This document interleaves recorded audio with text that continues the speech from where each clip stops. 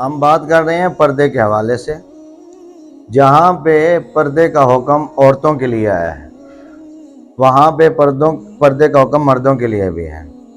اور سورہ نور کے اندر مردوں کے بارے میں باقاعدہ طور پر اللہ تبارک و تعالیٰ نے نظریں نیچی رکھنے کا حکم دیا ہے۔ مرد اپنی نظر کا پردہ رکھے، اور نظر کے بارے میں علماء صلحاء سے سنا ہے کہ کہتے ہیں کہ شیطان کے تیروں میں سے ایک تیر ہے، جہاں پہ لگ جاتی ہے وہاں پہ اپنا گھر بنا جاتی ہے۔ تو اس لیے ہمیں اپنی نظر کا بھی پردہ کرنا چاہیے۔ ہمارے سامنے ایک تو ہے کہ اسلام، ہم عورت کو دیکھتے ہیں اور ساتھ ہی کہنا شروع کر دیتے ہیں جی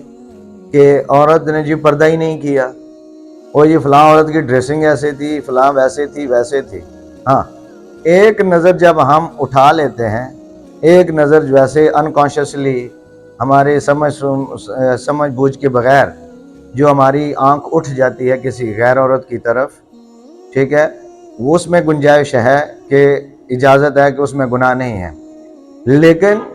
کچھ لوگ جناب وہ اپنا وتیرہ بنا لیتے ہیں، وہ کہتے ہیں کہ جی پہلی نظر ہی میں دیکھ لیں، تو یہ غلط بات ہوتی ہے۔ پہلی نظر جہاں پہ آپ کی نیت تبدیل ہو جائے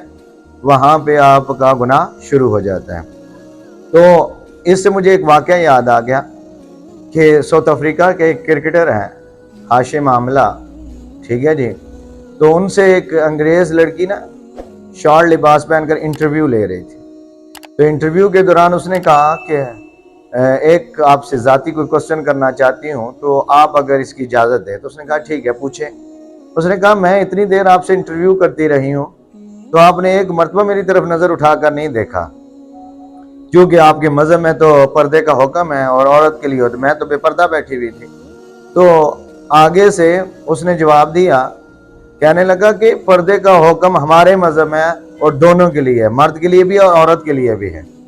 کہا آپ کے مذہب میں، ٹھیک ہے جی، یا وہ ہندو تھی یا یہودی لڑکی تھی، وہ جو بھی تھی، تو اس کو کہتا ہے کہ آپ کے مذہب میں تو نہیں ہے پردے کا حکم، اگر آپ نہیں کرتی ہیں تو نہ کریں۔ لیکن جہاں پہ ہماری مسلمان عورتیں پردہ نہیں کرتی وہاں پہ ہمیں مسلمان مردوں کو حکم ہے کہ ہم اپنی نظریں نیچی رکھیں۔ تو جہاں پہ اللہ نے عورتوں کے لیے اسٹرکٹلی احکامات بھیجے ہیں وہاں پہ مردوں کے لیے بھی کچھ اسٹرکٹلی آرڈرز دیے ہوئے ہیں اور احکامات بھیجے ہوئے ہیں۔ تو اس لیے جہاں پہ عورت کے لیے برقع ہے، پردہ ہے، شرم و حیا ہے، وہاں پہ مرد کے لیے بھی ایک حیا دار لباس پہنیں، ٹھیک ہے جی، اور اپنی نظروں کی حفاظت کریں اور نظر کا پردہ رکھیں۔ صرف یہ لازم نہیں ہے کہ عورت کے اوپر ہی پردہ لازم ہے، بلکہ یہ مردوں کے اوپر بھی پردہ لازم ہے کہ وہ کسی بری نظر سے کسی غیر عورت کو نہ دیکھیں، اور عورتوں کے ساتھ اختلاط نہ کریں، دوسری محافل میں جا کر عورتوں کے ساتھ نہ بیٹھیں، اور عورتوں کے ساتھ تنہائی میں نہ بیٹھیں، غیر عورت کے ساتھ تنہائی میں نہ بیٹھیں۔ یہ سارے پردے کے احکام مردوں کے لیے بھی ہیں،